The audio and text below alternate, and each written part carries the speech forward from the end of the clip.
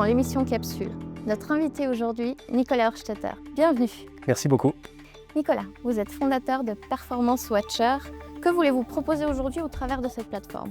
Je me suis dit que ça serait intéressant d'amener dans un marché où il y a beaucoup d'offres et souvent les clients sont un peu perdus par rapport à ce qu'on leur propose et les résultats qu'ils ont, de trouver un moyen de démocratiser l'évaluation de la gestion de fortune et ainsi de garantir une sorte de confiance pour les clients. Et ça, c'est l'idée derrière Performance Watcher. Que direz-vous sont les bénéfices clés que les banques et les gérants de fortune peuvent retirer aujourd'hui de la plateforme, tant pour eux comme pour leurs clients finalement? En fait, ce qu'il faut comprendre, c'est que pour évaluer la gestion de fortune, il faut soit essayer d'évaluer chacun des trades qui a été fait sur votre portefeuille, ou alors en évaluer la résultante, c'est-à-dire combien il vous reste d'argent dans la poche à la fin de chaque jour. L'idée, ça a été de faire une sorte de base de données participative où chaque personne qui gère ou qui fait gérer de l'argent peut partager avec cette base de données tous les jours ce qui reste au fond de leur poche. Le principal bénéfice, autant pour la banque que pour le client, c'est de parler le même langage et de se dire, voilà, en tout cas, une bonne ou une mauvaise performance, on peut facilement la voir en la comparant avec des tas d'autres gens qui ont les mêmes objectifs que moi et qui partagent une donnée qui est finalement très simple, combien il me reste d'argent au fond de la poche. Ensuite, le deuxième bénéfice principal, c'est le suivi.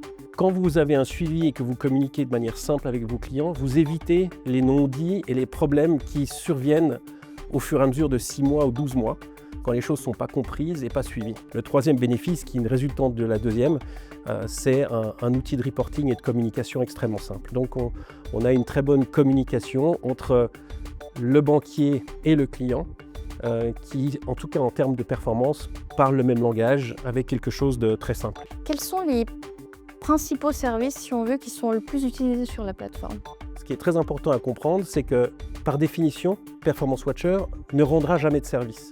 D'accord ? En revanche, ce qu'on essaye de faire, c'est de présenter les données de la manière la plus objective possible et qu'elles soient utiles à des gens qui vont, eux, donner du service. Donc typiquement, la banque qui gère de l'argent, elle vend un service à son client, une gestion, et donc j'espère qu'avec ce qu'on fait, ce service qui est vendu souvent quand même relativement cher est valorisé à sa juste valeur vers son client. Souvent, c'est très frustrant. Moi, j'ai été portfolio manager. On pense avoir fait un très bon boulot et objectivement, on en a fait un. Et puis, il y a des clients qui sont frustrés parce qu'ils ont entendu qu'ils auraient dû faire tant de performances ou tant de choses, etc. Là, on peut objectiviser les choses. Donc, je pense que c'est un service qu'on rend, si on veut, d'une certaine manière. Mais de facto, Performance Watcher ne vend pas de service. Que faut-il faire pour devenir membre ou utilisateur de Performance Watcher? C'est très simple en fait. Il suffit d'aller tous les jours sur le site et mettre combien vous avez d'argent sur votre portefeuille la veille et éventuellement combien d'argent est rentré ou combien d'argent est sorti. Donc c'est vraiment extrêmement simple. Le problème, c'est qu'il faut faire ça tous les jours. Donc vous pouvez bien imaginer qu'on ne va pas demander aux gens d'aller sur notre site tous les jours et de rentrer cette valeur. On fait ça pour des montants extrêmement faibles, voire pour le client final c'est gratuit. Donc il faut que par exemple votre banque dépositaire, je ne sais pas si vous avez un peu d'argent quelque part, mais il faudrait que cette banque dépositaire soit ce qu'on appelle Performance Watcher Ready. C'est-à-dire qu'elle accepte, quand vous les appelez, d'envoyer à Performance Watcher tous les jours une donnée anonyme. Donc il y a toute une liste de banques maintenant qui sont prêtes et il y a une procédure d'onboarding qui est assez simple pour pouvoir utiliser Performance Watcher. La plupart des professionnels utilisent des outils qui vont déjà pomper des données dans les banques et des portfolio management, ce qu'on appelle des portfolio management systems ou des agrégateurs.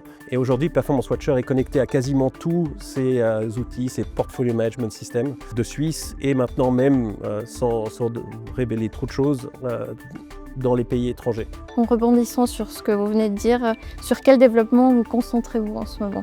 L'axe principal pour moi ces 2 dernières années, ça a été de faire Performance Watcher non plus seulement une mission, mais un vrai produit.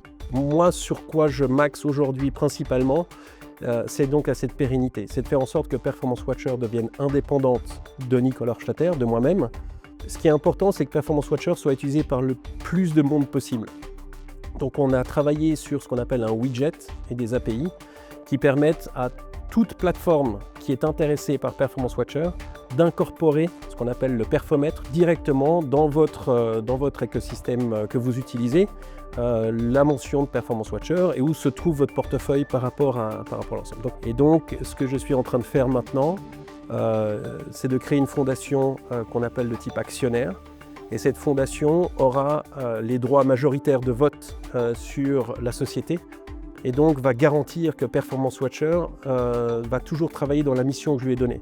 C'est-à-dire cette indépendance, pas de services et autres. Et donc de garantir que toutes les personnes qui nous ont fait confiance de partager des informations avec nous soient garanties que l'actionnaire majoritaire en termes de droit de vote soit un actionnaire sur l'hyper long terme et qui va garantir cette mission.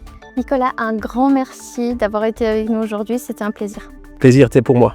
Merci aussi à vous de nous avoir suivis, c'était Capsule, à bientôt.